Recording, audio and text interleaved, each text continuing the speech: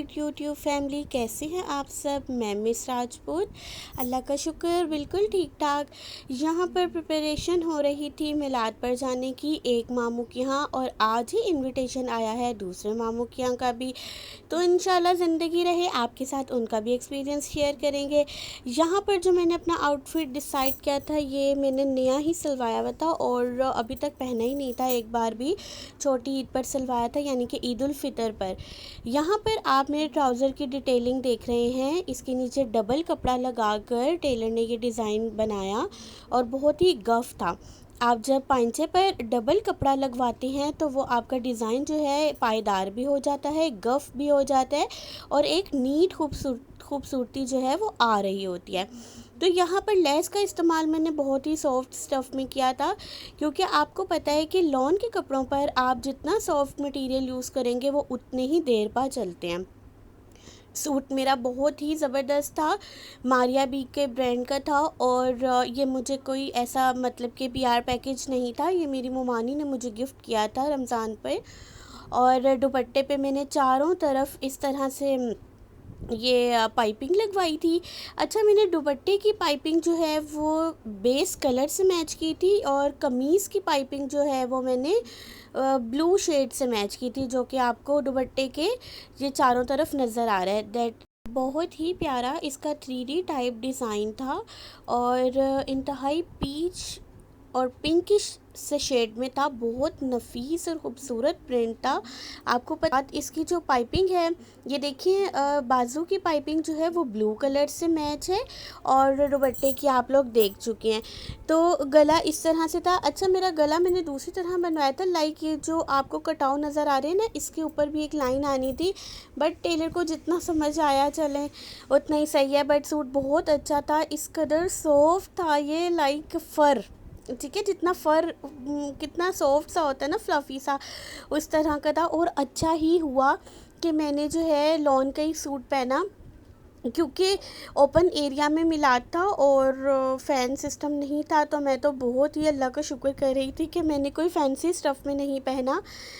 और वैसे भी ना, मैं आपको बताऊं व्यूवर्स, ड्रेस के मामले में ना हर किसी की अपनी जो चॉइस होती है ना, जो आपका माइंड सेट उस टाइम कह रहा होता है, जो आपकी गट्स फीलिंग होती हैं, वही पहनना चाहिए। पता है, किसी को देखकर किसी को फॉलो नहीं करना चाहिए।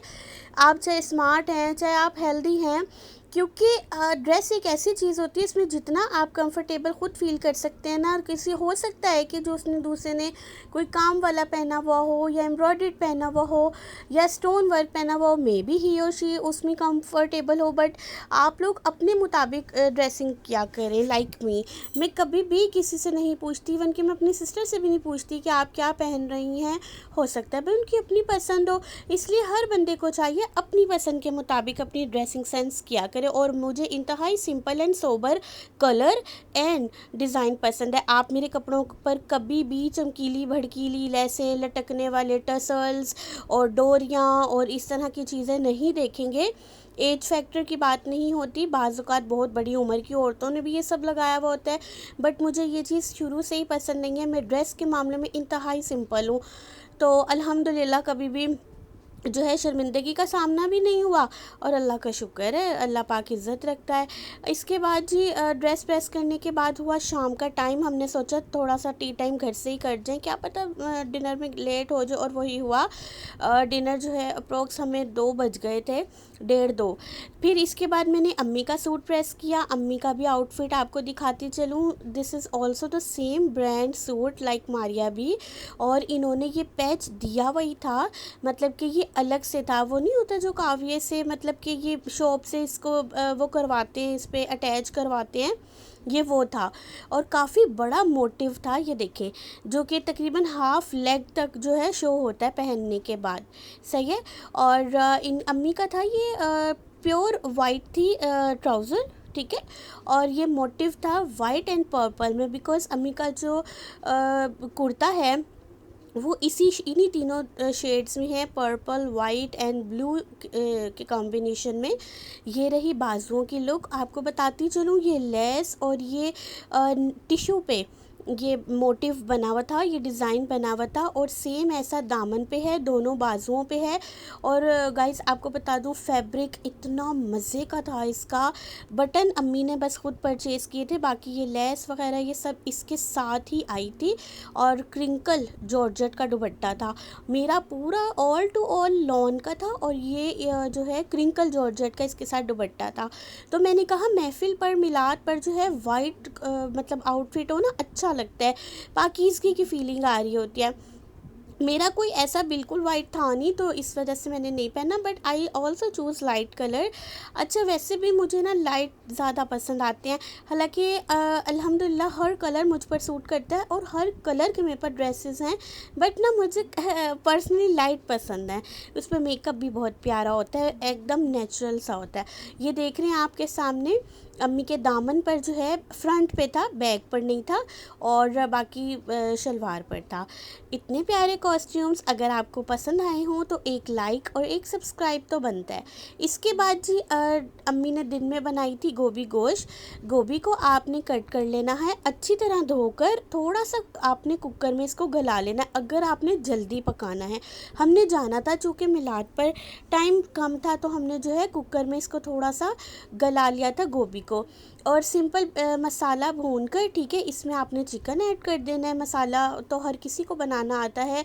और ठीक है चिकन ऐड करके, और गोभी जो थी कुकर में हमने गला ली थी तो वो भी बिल्कुल ड्राई खाई यानी कि नरम सी हो गई। फिर आपने वो गोश्त का जो आपने कढ़ाई गोश्त मसाला सा बनाया हुआ होता है उसमें आप ऐड कर दें। This is the final look. यहाँ पर मैं दोपहर का खाना खा रही थी, लंच कर रही थी, और अम्मी ने जब इस पर देसी घी का ऊपर से ज़रा एक टच दिया, मैं बता नहीं सकती ये गोभी गोश्त कम और मलाई गोभी गोश्त ज़्यादा लग रहा था कि मेरा बस नहीं चल रहा था ये ख़त्म ही ना हो। हालांकि सब्ज़ियां फ़्रेश पकी हुई इतनी अच्छी नहीं लगती, मगर ये फ़्रेश भी इंतहाई लजीज थी। मेरा आप रिव्यू देख रहे होंगे। और अगले दिन रज के तो इसका मज़ा ही मैं कहती हूँ मैं बयान ही नहीं कर सकती, मेरे पास वो अल्फाज ही नहीं है। अल्लाह पाक मेरी मामा को ज़िंदगी तंदुरुस्ती अता फ़रमाए, वो मुझे ऐसे मज़े मज़े के खाने खिलाती जाएं और हमें उनकी खिदमत करने की तौफ़ीक अता फ़रमाए। और सबकी माओं का सबके बाप का साया अल्लाह आप सब पर हम सब पर सलामत रखे।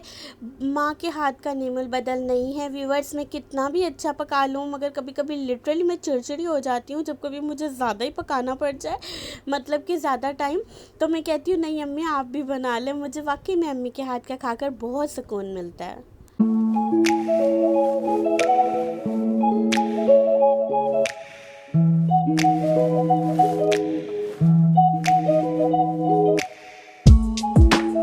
2,000 years later. यहाँ पर हुआ शाम का टाइम और स्टार्ट हुई मेकअप की तैयारी, यानी कि फाइनली प्रिपरेशन टाइम। मैंने क्या बिल्कुल नेचुरल सा मेकअप, इंशाल्लाह मुझ में थोड़ा सा मज़ीद कॉन्फिडेंस डेवलप हो जाए तो मैं आपके साथ अपना मेकअप एक्सपीरियंस भी शेयर करूँगी कि किस तरह से मैं मेकअप करती हूँ इंतहाई नेचुरल लुक के साथ। जिसमें बहुत से लोगों का कहना ये है कि मैं बेस और फाउंडेशन यूज़ नहीं करती, मगर मेकअप करने का ट्रिक होना चाहिए। आपको अपनी स्किन टोन का पता होना चाहिए, उसके मुताबिक ही आप प्रोडक्ट परचेज़ करना आना चाहिए।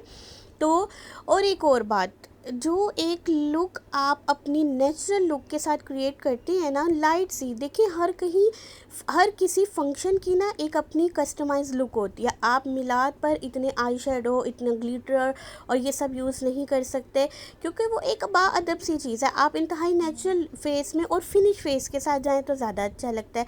अब अगर आप किसी बारात के फंक्शन पर जा रहे हैं तो आप अपने ड्रेस के मुताबिक देखिए, जो एक अक्लमंद इंसान होता है ना वो मौका महल के हिसाब से ड्रेसिंग और मेकअप को जो है डिसाइड करता है। तो ये सब वक्त के साथ साथ आ जाता है, वक्त बहुत कुछ सिखा देता है। अगर आप सीखना चाहें तो ज़रूरी नहीं होता कि यूट्यूब ही हर चीज़ सिखाए, वक्त बहुत बड़ा उस्ताद होता है। यहाँ पर मैंने जो है अपनी सूट के साथ की मैचिंग बैंगल्स पहनी थी, एक हाथ में मैंने अपने बाबा की गिफ्टेड डायमंड वॉच पहनी, और साथ में मैंने अपने मोस्ट फेवरेट मेरा पार्ट होता है ज्वेलरी में रिंग्स कलेक्शन, वो मैंने जो है अपनी अंगूठियाँ पहनी दोनों हाथों में। और जी यहाँ पर मैं हो गई तैयार। यकीन माने नो इयरिंग नथिंग, अल्लाह का शुक्र है गोल्ड की नो स्पिन ऑलरेडी है, तो बस दिस इज़ डन।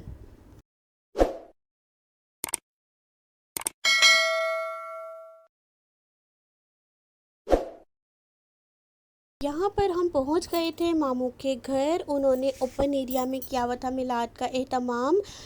ख़वातीन का अलग था, मर्द हज़रात का अलग था। नातख़्वां चूँकि मर्द थे तो वो मर्द के सेक्शन में थे। स्टेज आपको दूर से नज़र आ रहा होगा।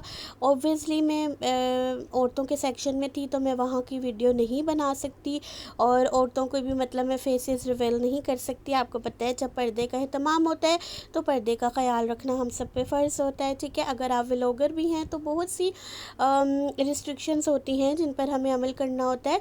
और दूसरी बात, ये एक फैमिली मिलाद था तो आपको पता है कि हर किसी को हम रिवील नहीं कर सकते। ये प्यारा सा बच्चा मेरी कज़न का है। सबसे पहले तो आपने माशाल्लाह कहना है। इनका बहुत ही प्यारा नाम है मोहम्मद हुज़ैमा और ये अपने नाम की तरह ही आपके सामने कितने क्यूट हैं माशाल्लाह माशाल्लाह। और बचपन में इसको मैं बालूशाही कहती थी। ये हमारा बहुत ही प्यारा बच्चा है माशाल्लाह से। आपने जो है एक तो माशाल्लाह कहना है और साथ में आपने दुआ करनी है कि अल्लाह पाक जो भी बे औलाद मियाँ बीवी हैं अल्लाह पाक उनको औलाद से नवाजे और सेहतमंद ज़िंदगी और तंदुरुस्ती वाली औलाद दे। इस बच्चे के सदक़े में तमाम बे औलाद माओं की जो झोली जो है अल्लाह पाक भरे। बेसिकली बहुत ममता है जो कि सारी बिल्ली के बच्चों पर निकलती है। तो आपने मेरे साथ साथ मेरी एक जानने वाली हैं, मैं उनका नाम तो नहीं ले सकती मगर वो भी बे औलाद हैं अब तक। तो आपने जो है हम सब के लिए जितने भी ऐसे लोग हैं ना, अलग अगर किसी के यहाँ बेटा नहीं है, किसी के यहाँ बेटी नहीं है, आपने सब के लिए दुआ करनी है, ठीक है।